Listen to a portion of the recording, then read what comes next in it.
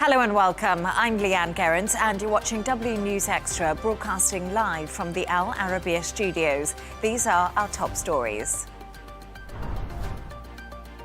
American oil companies prepare to meet at the White House as the US seizes a tanker with links to Russia and Venezuela. Marco Rubio says he plans to meet with Denmark next week amid tensions over the acquirement of Greenland. And Iran's president has ordered security forces not to crack down on economic protests, distinguishing peaceful demonstrators from armed rioters.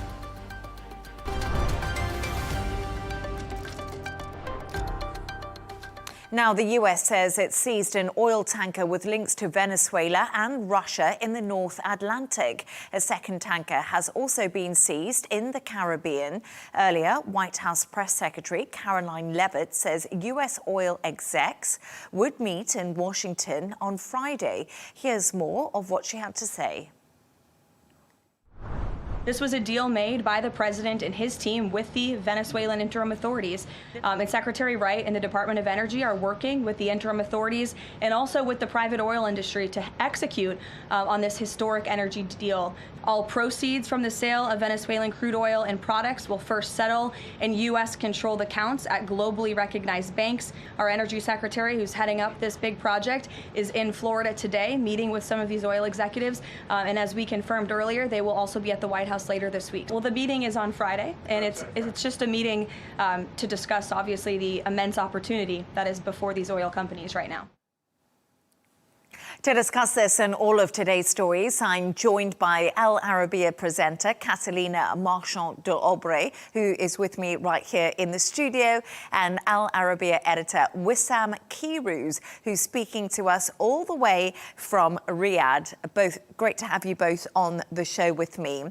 Catalina, let's start with you. So today we saw a really defiant US administration come out speaking to the press. We've had another day of absolutely extraordinary events. But what more do we know about this tanker that was seized and its whereabouts? So here are some of the facts, Leigh-Ann. So the United States seized a Russian-flagged oil tanker that was linked to Venezuela after this multi-week pursuit, they said, in the Atlantic, finally seizing it near Iceland. So they also seized another vessel that we saw in the Caribbean, but the vessel that they captured with the Russian-flagged vessel has now been renamed Marinera, and it was targeted for violating U.S. sanctions in transporting illicit oil, according to the U.S. So the U.S. military boarded the tanker, they say, under a federal warrant, part of a broader campaign to enforce sanctions against Caracas and disrupt this revenue source for the Maduro government. This is the first time in recent memory that the U.S. has captured or seized a Russian-flagged vessel, so this is a significant development. Russia has condemned the action, saying the ship was operating legally in international waters, raising the risk of a heightened tensions between Washington and Moscow. There's also the question of the UK's involvement in this operation, as it was initially unclear as they declined to comment.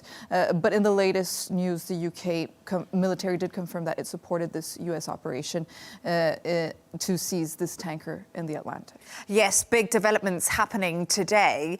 And Wissam, Catalina touched on that for us a little bit earlier, but I wanted to just ask you a little bit more. What will this do for the already frayed US-Russia relationship that we are seeing playing out? Because Moscow has come out pretty strong against the US seizing the ship today. Obviously, Russia has just lost a great ally, a great important ally in Latin America. But at the same time, this story has all the elements of what it is, after all, about in Venezuela. Mm-hmm. You have the oil element, you have the Russian element, you have the Iranian element, and you have the fact that America is taking assertively a very big role there. Now, having said this, why, in the first place, America is doing what it has been doing in Venezuela in the last days is to say that this is part of my influence. The oil there, it's very important. Do Americans need the Venezuelan oil? Not really. They are already the biggest producer of oil in the world. Do they want it? Yes. Why do they want it? Because they don't want this oil to be the reserve that someone else and the major powers in the world is taking advantage of. And in this, we are talking about Russia, but most importantly about China. Yes, Russia is important in this game, but the bigger player, the biggest, is China. China has been penetrating and infiltrating South America heavily in the last years through Venezuela, through Guyana, through Brazil, and through Peru. And it has been creating choking points related to energy and to ports and to logistics in South America. And now the big banner we are seeing in the American rhetoric is the hemisphere, the Western hemisphere. This is clearly what Trump is all about, creating an area of power for America and not letting the huge Venezuelan wealth of energy be in the hands of Chinese and Russians, politically or economically. And it's really interesting, Catalina, because oil is becoming the clear objective to why the US decided to go in and capture Maduro and that audacious US military operation we saw carry out in Venezuela. And I think the big question now is that the US has said, and we heard Caroline Levitt say that, the US will take control of the funds that come from the Venezuelan oil. And I think a lot of people are asking, how is this going to work? How they're going to redirect the oil? And like Wissam points to China. Yeah, so there is the question of, could the US start selling oil to China? The U.S. is actually already selling its oil to China, so the relationship is undergoing this drastic change and shifts due to the U.S.'s recent geopolitical events regarding Venezuela. So here are the main factors determining if and how the U.S. will continue or start new oil sales to China in 2026. So there's this Venezuela factor. They said that they will redirect supply, redirecting Venezuelan crude, which was previously going to China. They will now go to the U.S. and other markets. The Trump administration is also holding a meeting with U.S. oil company executives to discuss opportunities for this American investment in rebuilding Venezuela's struggling oil industry, which has the world's proven largest oil reserves, but it's currently producing significantly below its potential. So the U.S. Has said that it will redirect the supply that China had. It will redirect exports. Analysts expect that the U.S. will redirect Venezuelan crude, which China had at a discount, to U.S. refineries actually in Louisiana. So there's also, Trump has suggested that China might still receive some Venezuelan oil. He indicated it would likely be at a full market price, rather at this discounted price that they benefited from the Maduro regime. And Wissam, I think the big question here is it all seems to be playing well for Donald Trump, what's happened in Venezuela. And now we have a look at him redirecting oil to China. Is it all about energy and the wealth that natural minerals and resources will bring to America that Donald Trump is doing what he's done? It is definitely about strategy and energy, and it has been playing extremely well for Donald Trump. The spectacular operation, military operation, American operation in Venezuela is a sign for everyone in this world that the American might militarily has reached such a level that they are capable of doing anything. And it's also giving a very clear signal that Trump's world, the world where power does not have to justify itself, like my friend Ali Harisi wrote in The National today. Having said this, there is also a major shift happening under Trump in the world of energy. America wanted to be for a long time, Europe, the West, the leader of what we call the transitioning into the new world of energies, of sustainability, of green energy. Biden has advocated a world without fuel cars in 2035. It's all over now. America is under the slogan of drill, baby, drill. It's not only drilling in Alaska or America, it's going to be drilling everywhere in the world. It's re-becoming the leader of energy in the world, whether it is fossil fuel, it's nuclear, it's gas, or it's even coal. So America is taking or putting its hand on this very vital sector in the world. And if China wants to buy some oil, it is welcome. It's going to be under the leverage that America has in this field. And there's finally a very major difference between China and Russia. China is part of the game. China is part of the world system. It is selling something. It is buying something. So it has more interest in this functioning system. Whether Russia is a bit on the sideline. We are yet to buy a Russian laptop, a Russian phone, or even a Russian movie. So this is a big difference between China, which has an interest in a working world system, and Russia, which is far behind, and let's be honest, it's a bit sidelined in the system. Drill, baby, drill. The famous words Donald Trump has said many times before, but thank you so much for your thoughts on that. Let's move on now. When US Secretary of State Marco Rubio says he will meet with Denmark next week as tensions over Greenland do continue. His visit follows President Trump's threats to acquire the Arctic country, including the use of the military. European leaders have spoken out in support of Denmark, who have pushed back against the president's plan. Here's what Rubio had to say a little bit earlier on Capitol Hill. Well, that's always been the president's intent from the very beginning. He said it very early on. I mean, this is not new. He talked about it in his first term, and he's not the first U.S. president that has examined or looked at how could we acquire Greenland. There's an interest there. But so I just reminded them of the fact that not only did Truman want to do it, but President Trump's been talking about this since his first term. So, Wissam, there we are. Marco Rubio, the US Secretary of State. So he's told us all he's meeting with Denmark over Greenland. And, of course, Donald Trump is still serious about acquiring it. Any surprises in that rhetoric? No surprises. It's just a renewed thing that some of us thought that it was sidelined in the agenda. He's just, freshly refreshed by the achievement in Venezuela, reiterating that it wants Greenland. And the good thing about Trump is that we know what he thinks. He does not hide he says exactly why he is taking Venezuela, why he is taking Greenland.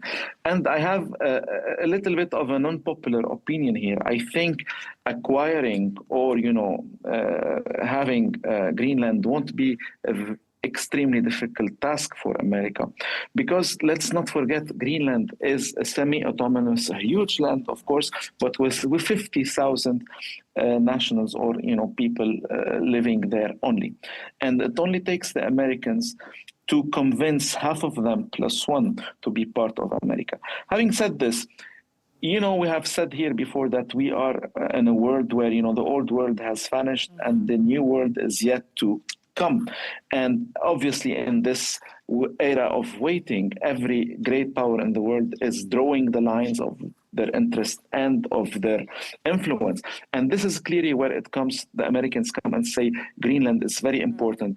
We are going to the poles, and the poles, China has been heavily targeting the poles, including Greenland. We need to be there. And we as Americans, as major powers, are more able to deal with this than a small country than the European Union, and let alone a small country like Denmark. And many strategists to believe this is true. How it will be done, we'll be seeing an invasion, we'll be seeing eventually the people of Greenland saying, okay, we will become Americans.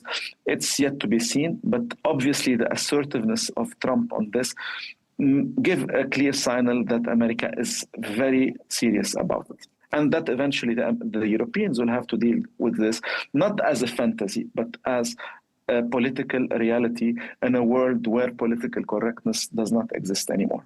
I always think what the Greenlanders think of all of this, because obviously when they did go to the polls, they did vote in favour of being independent from Denmark. So a lot has been happening in Greenland. But Catalina, I like the way that Wissam said it's sort of out with the old world, in with the new world. And there's been warnings that if the US make a move to take Greenland, that could actually spell the end of NATO. And lots of people have been saying, what is going to happen? This alliance has been in place for 80 years. I don't know what you think of that.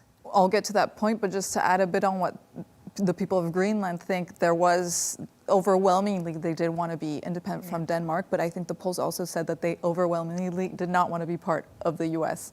So there's a balance there. But when it comes to NATO, has it lost its power? This doesn't mean when we're talking about its power, we're not talking about its physical power, because it still remains one of the unmatched military powers globally. Here we have some numbers for you, Leigh-Ann. NATO members collectively possess over 3.3 million active duty troops and spend roughly 1.3 trillion annually on defense. So this accounts for over 55% of the global military expenditure. So when we're talking about a loss of power, we're talking about political power here, as the U.S. administration is raising these significant questions about Washington's commitment to this alliance. So officials have recently stated that the U.S. security priorities do lie elsewhere. They haven't only stated this, they're actually showing it with their ambitions over Greenland. So this leads to this claim that they are losing power, especially when it comes to the Greenland disagreement. But I think that NATO is just currently navigating its most significant crisis of credibility as an alliance, as that has been faced in decades. So the bloc could break if the U.S. does move on with its ambitions in Greenland. Donald Trump did give a glimmer of hope today, though, through Truth Social. He said that they will always be there for NATO, even though they're not there for the U.S. And Wissam, I found that really interesting, what Donald Trump said. He almost made a thinly veiled attack. Well, not that thinly. He was quite aggressive towards his allies, saying we'll be there for NATO, even if they won't be there for us. And he also said that Russia and China have zero fear of NATO, and that's because he's part of the alliance and the US, which I found really interesting. But we've spoken about this before. Donald Trump's not a big fan of these big, clunky alliances that take so long to make a decision.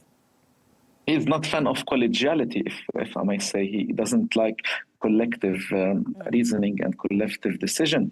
But at the same time, it's very clear that already Trump has shifted this alliance, this very strong alliance, from what it used to be, which is an alliance based on strategy and transatlantic values and interests, into a very mercantile joint venture, where America basically provides security assurances and security services to weaker Europe in front of, assurances needed in front of Russia mainly, but also in front of the world. Now, will the NATO remain as is? It is what it is now. I mean, this is the reality for Europe. And unfortunately, we have to remember that some of the players in Europe, like Denmark itself, they heavily relied and kept on thinking that, we cannot survive without America. And it's not worth it to invest, in a European defense project. That European project was advocated by other players like France and others. But I would like to note a very, slight and light note on Greenland and America. The Greenlanders, the first, the native Greenlanders, apparently were the first to discover America long before Christopher Columbus. And we have evidence and places of, residues of woods and ships that has been used by Greenlanders and Greenland Vikings in America. So Greenlanders arrived and acquired America long before Americans now want to acquire Greenland. America first. America first, Catalina says. But I do find that absolutely fascinating, because the history and the links between Greenland and the US, as you did point out, Wissam, they run so deep. It's a really interesting conversation to have. But thank you so much to both of you for your thoughts there. And we're going to move on to another story now. And Iran's president has ordered security forces not to crack down on economic protests, drawing a distinction between peaceful demonstrators and armed rioters. In a video released by an Iranian news agency, the vice president said Pezeshkian had ordered that no security measures be taken against the demonstrators.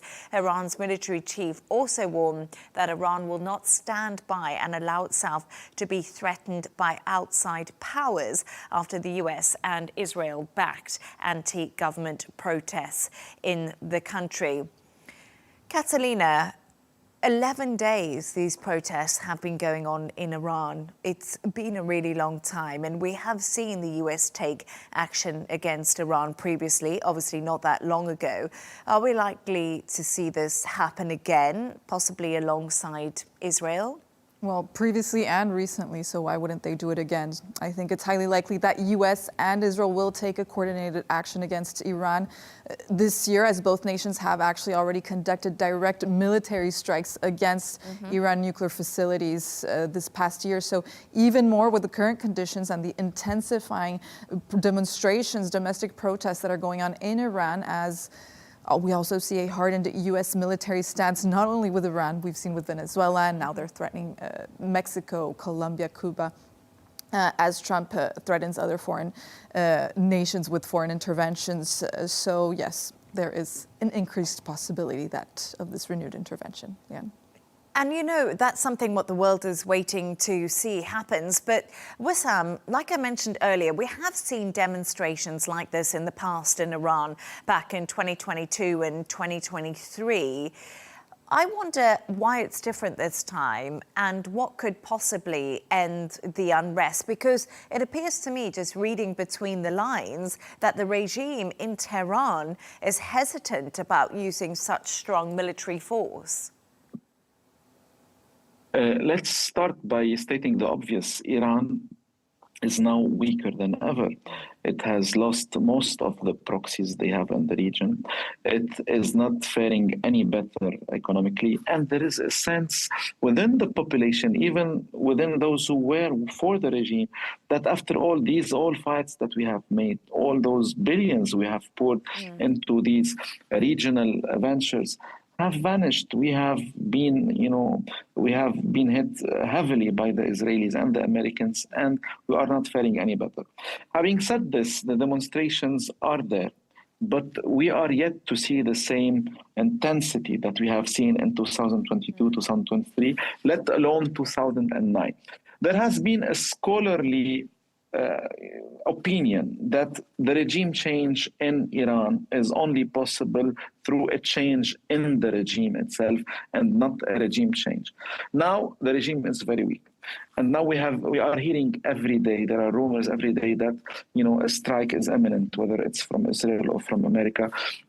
They are living under the threat every day. And we have seen reports, very serious reports, that some at the top of the hierarchy in Iran are even considering the fact that if America is to do any spectacular move like the one we saw in Venezuela, we could see, the big players, big decision makers in Iran, even the Murshid himself, Khamenei, may be moving abroad.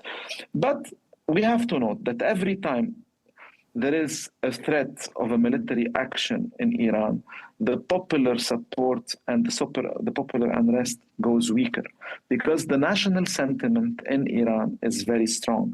This is why we have seen 11 days of Israeli strikes on Iran, and we haven't seen at the same time any kind of real popular unrest and rallies. So let's not forget, Iranians are very nationalist. And whenever there is a feeling that they are attacked, we are more likely to see people going on the streets. The history tells us this. And it's so interesting because you did touch on it there, Wissam, but there have been rumors that, Khamenei could possibly go to Russia. We've had so much chat about what could happen if we do see renewed US military action against Iran. But I was having a conversation a little bit earlier, and the person I was speaking to had a really interesting point. She said that maybe we might not see these imminent strikes from the US and Israel, as maybe they're hoping that it will be an organic movement in Iran, that there is regime change. But I feel like for years we've been talking about regime change in Iran, and there doesn't really seem to be appetite for it. The big question is, what's the alternative? The system is what it is, but it is strong. It has been strong. It has lost a lot. But what is the alternative?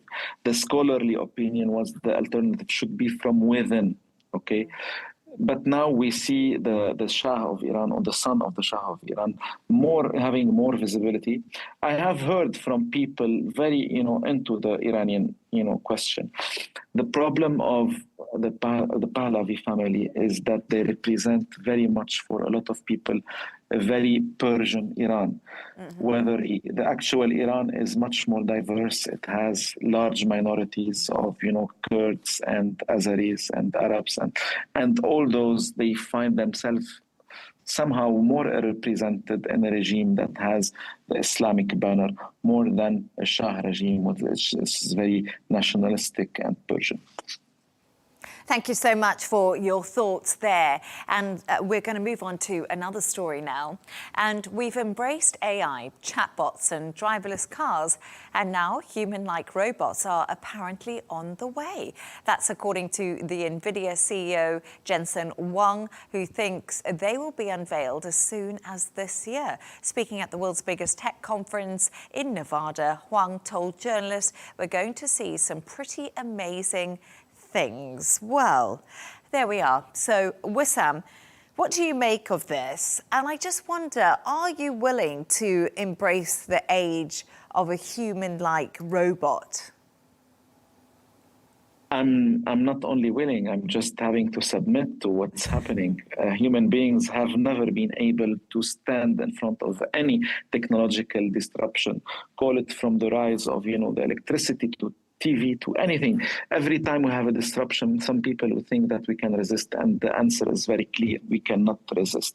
Now, we have seen spectacularly the rise of AI. I do personally use ChatGPT.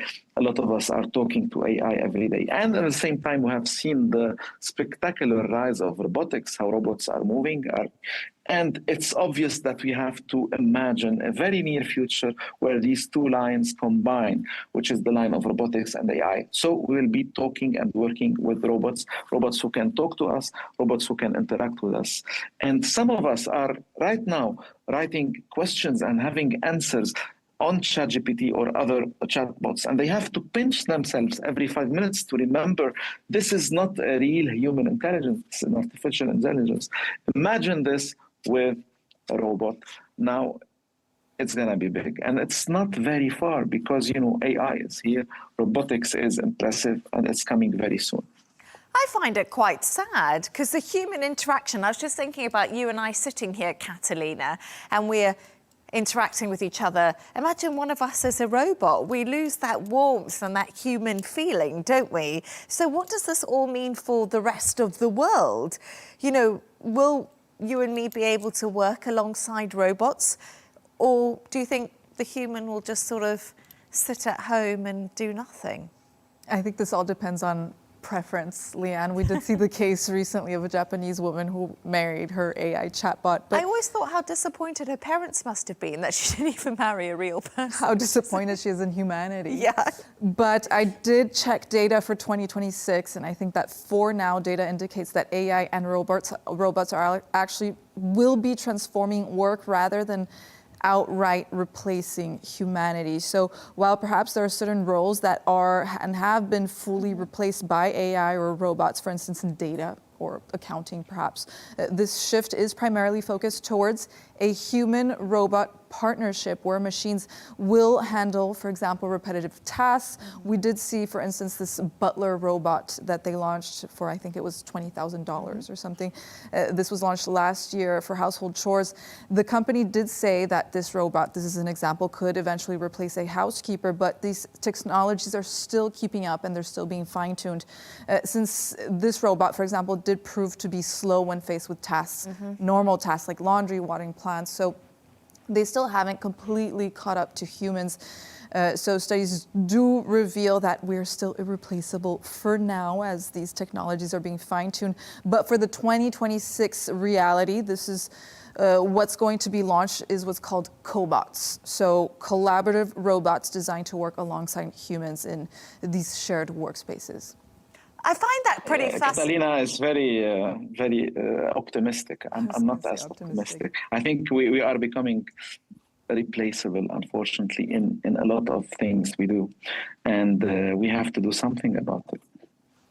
And I think it's quite interesting, right? Because you said a little bit earlier, Wissam, before we came on air, if we're going to have robots who are so far ahead of humans and think at such a rapid rate, humans are going to have to adapt. We're going to have to change. We're possibly going to have to be smarter, stronger. I don't know. What's your thoughts there? I think, if robots are enhanced with AI and they will be interacting and speaking and talking and reasoning, apparently, we as human beings will have to be enhanced as well. How do we enhance ourselves? We have to enhance our limited capabilities with AI, with the infinite power of processing and getting information. And this is also not fantasy. This is happening with ventures like Elon Musk's Neuralink, where, you can already think about an enhanced brain.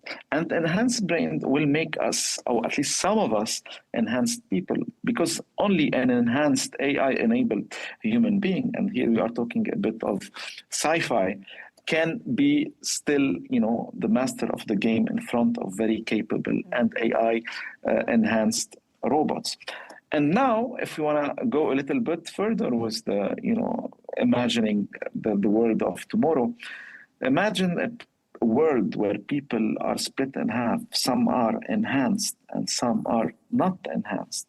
And this is maybe the next human rift. It's not according to class, not according to education, not according to wealth. It's according to how much enhanced and you are not enhanced. It's just only sci-fi, but sci-fi always has very good predictions. World War Z. World War Z. I definitely need to be enhanced. I was thinking about that when I heard Wissam. We'll call Elon Musk. Yeah, I'll be the first in line for an enhancement. But my other big question to you, Catalina, is we talk about all this technology and enhancing people and working alongside robots but sometimes I get into work and I can't switch on my computer. Tech is not always reliable. Well, as I was saying, because there was the example of these household, robots that we saw, and they were taking so long just to do simple chore, just like to open the microwave and close it. And they did, this did show that humans did have to intervene. So I don't think, as Wissam said, I am still optimistic that we were not going to completely depend on these robots yet. But I also think that these robots remains difficult for them, and what I've seen in studies is to replicate, for instance, this emotional intelligence or basic human emotions. So this includes empathy or trust. So this is vital, for example, as we were saying, in healthcare, and character in schools. Yeah, that's true. Character. And character. So sense of humor. Let's stay optimistic. There's so many things, isn't there, Wissam, that all us humans need just to get along. We have all... I think, Leigh-Ann, our biggest strength will be character, because everything else, not empathy, if it still has any value in the world of tomorrow, but character, because knowledge is there, it is available, it is very, very, very available and very cheap. Now, what will be my value, I think, or your value is the character, because the character is who you are, and people will connect with who you are more than what you know or what you do. But unfortunately, Catalina and Leigh-Ann, I think we have been waiting for technology to take from us the very not fun task like doing laundry and working at home, and keeping for us the pleasure of creating and doing music and paintings. But what we are seeing now, unfortunately, is that the artificial intelligence as it is now, it is doing the creative work and keeping for us laundry and other unfunny stuff till now. So let's wait for the robots, and hopefully the robots will do that. I've got one thing to say. I'm much better at doing laundry and cleaning than I am at creating and painting art, I'm afraid. I'm depending on them to be doing this work for me, so I hope they'll figure it out. Well, it's that time of the show now where Catalina and Wissam, they've chosen two of their quirkiest stories of the day. And Catalina, I want to go to yours first, because it's all about a monkey who is on the loose in Tennessee, of all places. Monkey business, Leigh-Ann. So what we saw... Oh, look at it. It looks terrifying. So this was a Tennessee shop. It was cleaning up after this unusual crime was reported over this weekend. So police received a call about this little rascal at about 8 a.m. Sunday morning. After arriving on the scene, they were surprised to find the little culprit there. He was a cinnamon capuchin monkey. You could remember that from France, perhaps, Marcel. So this primate may have been small, but the damage it left behind was immense. It was massive. It seems the monkey did make his way through a doggy door that they had in the shop. He destroyed, as we see, a couple of guitars. It seems that the monkey also really hated computer keyboards, so you could see him destroying them in the images. Maybe he'll be destroying the AI and the robots next. Doesn't like technologies, but the owners found all these keyboards and guitars just laying in the floor. The monkey escape was short-lived, as authority did capture it later in the streets. But this was my first question. You might be wondering what a monkey is doing in the middle of Tennessee. When I saw these images, I thought perhaps it was in Asia. But authorities believe that the monkey was stolen from an Alabama farm, so it was illegal. But then it was taken to Tennessee, sold to a Tennessee woman. It is still unclear how the monkey escaped, but it has been returned to its owner. Oh, well, I hope the monkey is now safe. But I must admit something, Wissam. We spoke about this earlier, the type of monkey, and you mentioned it. If anyone watched Friends, that's Marcel. Remember Marcel? Marcel, the very famous monkey Ross. of Ross, that he sent to a zoo somewhere in San Diego, I believe, and he thought he was dead. Whether Marcel became a very famous publicity actor making millions of dollars. It happens only in France, not in Tennessee or Alabama. But that's such a cute story. And Wissam, I want to talk to you about something else, because many of us have experienced this, the curse of the airport, what's being called a luggage lounger. What is this? Tell us more. Well, we know it, we live it. It is the last thing that disturbs us before we break into the freedom of our, going back home or going to holidays.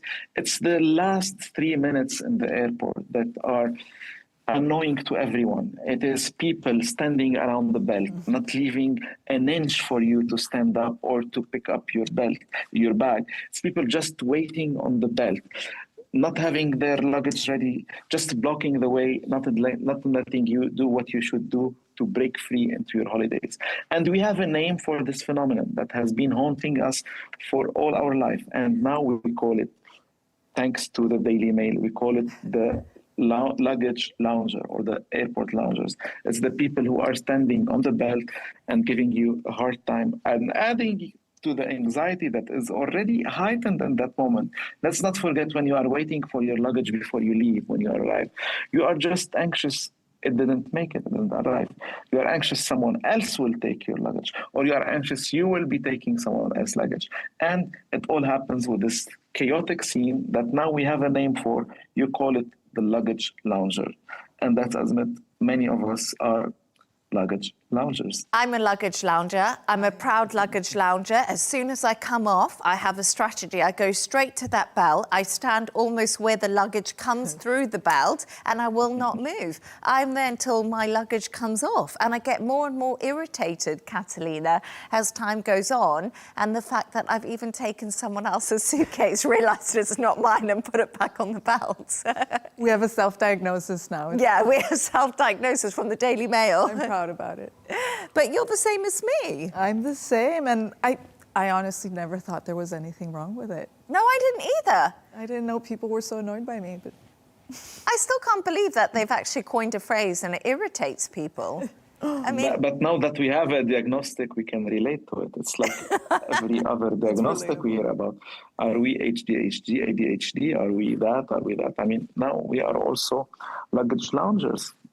I don't understand those who aren't. Yeah. Like, how can you be so chilled? Are you not ready to just get things moving? You're in a different country. Time to get out the airport. Let's try to be light travelers. And I have personally achieved this in 2025.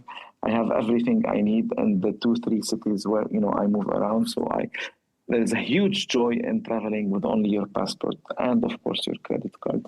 And your mobile phone, of course, Wissam. You know, because you need to be on ChatGPT in case anything goes wrong.